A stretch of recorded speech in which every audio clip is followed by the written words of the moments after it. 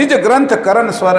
હવે હું જે ગ્રંથ વાંચવા નિજ ગ્રંથ છે. આ નિજ ગ્રંથ એટલે મારો પોતાનું આ ઘાટ બન્યું છે. આ ગુથાયેલું આ ઘાટ છે, એ ગ્રંથ છે. એને તમે સમજો. નિજ ગ્રંથ કરણ સ્વર. એની અંદર જે સ્વર છે, જેની અંદર વાણી છે, એની અંદર જે ઉદ્ગાર નીકળે છે, એ સ્વર નિજ ગ્રંથનો છે. 18 ગ્રંથથી પછી ક્યાં જવાનું છે? નિજ ગ્રંથમાં. નિજ ગ્રંથ એટલે કોનો? અંશનો.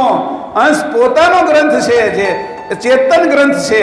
એ ચેતન ગ્રંથની અંદર આપણે છે એ 18 ગ્રંથો દ્વારા ચેતનતા એ અંશે થવાની. આ માટે આ ગ્રંથનું અમે વાંચન કરશું, પઠન કરશું.